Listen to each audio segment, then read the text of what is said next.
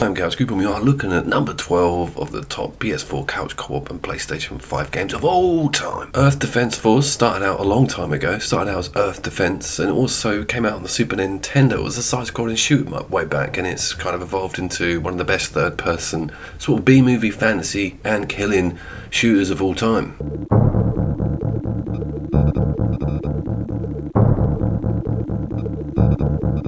I did also find this.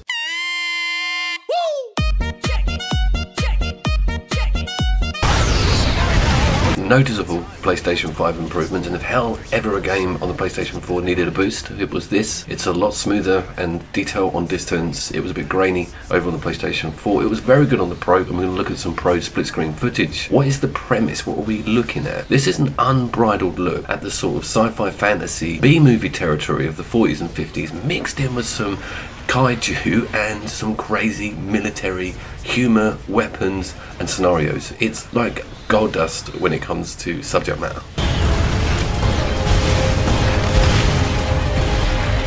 Resting nicely on top of that premise is a really top-class control system, allowing you sort of jetpack maneuverability and some classic tried and tested weapons that have made it through most of the series, including that launcher, amazing shotguns. That's the other layer, is progression. You do get a lot of reward.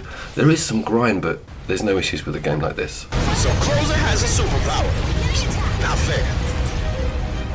I want to make the important point that the game's content is basically split right down the middle for the entire campaign for two people on split screen. It's absolutely excellent. Games like Borderlands would do this. It's phenomenal to get all of that content shared and enjoy it with someone else. This is PlayStation 4 Pro footage, and you will see in the distance on some of the limbs of the ants a little bit of resolution loss. The game kind of chugs a little bit. Its minor performance issues fall away when you realise what the game's trying to do, and the size of some of the arenas and how tall a lot of your enemies and foes are, destructible buildings everywhere. And that campaign is such a roller coaster, you've barely got time to look back. You're too busy fighting giant tarantulas and dung beetles from hell. I like the insect aesthetic. I think it's really cool. It kind of reminds me of the older films, and they don't hold back from pushing a bit of Xeno in. It's a great blend between giant kaiju robots, killer alien monsters and hybrid massive insects. You're never bored.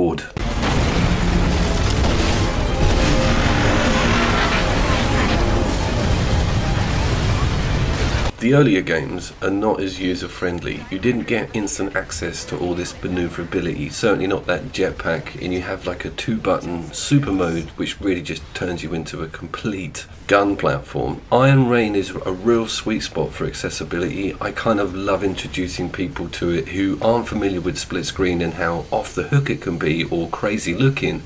This one will just impress. It's so gorgeous when it's going full pelt, and some of the explosions and updates we've seen, especially with this high boosted PlayStation 5 version with no screen tearing and no frame dips, it feels very smooth. That stench will last a while. Are any of the other games worth going back to? I own one of them physical. I can't remember. They brought out like a point something. I think it might have been around 4 or 3. Personally, this one is my favourite. There is a newer version, but I feel that this is kind of the sweet spot. The older games are not as flashy as this. Iron Rain on launch, I remember, was like, we're rolling out our best one, biggest one, most beautiful one yet on the PlayStation 4, and it sold like hotcakes, huge in Japan, and it's so cool to see it get more and more popular over here in Europe and the US. Spread out and only attack its head and legs. Stop it in its tracks. There's only one other third-person split-screen action shooter that kind of topples this, but you know what I'm talking about. It's a platform exclusive. This is going to kind of be PS4 and PS5, and to tell you the truth, this game is so blinding, it should be so much higher, but in my mind I want to get it out of the way because I feel you guys need to see it, and that top 10's coming up. The next one's 11 and I've got the 10 in my brain. It's just number 11, I've got like 7 games to choose from.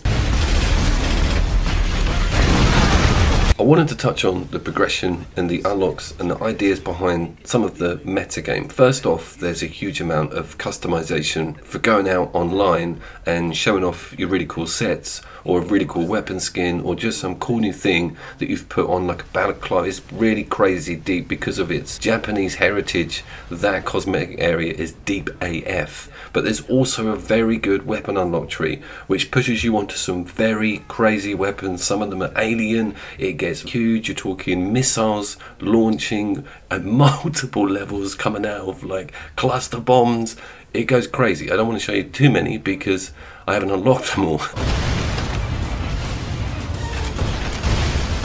So therein lies my weakness. It's so difficult to put down because of its brilliant economy, and wanting to unlock a new weapon and spend all your gems on something very cool to take to the next mission. It's almost got a Monster Hunter-like vibe on that front, with your loot, getting stuff from a cool mission, even replaying a mission to get some great accolades. The end of level screens and the scoring system is like something you'd see from Capcom or a Platinum game. It's huge and it's very competitive as well, to make sure that you're thrashing the other player on points and just being a better badass. I will look at the new EDF very soon, and it may go on something that I'll be putting together towards the end of the year. I do my greatest massive lists around October, November time, because I want to get all of the year out of the way. I know you guys are due one, and we will have it. It will be the top greatest couch co-op games of 2022. That's going to be quite big. Please check out the playlist. If this is the first video you've seen in the series, you've missed out on some amazing couch co-op and split screen games. I will see you down there.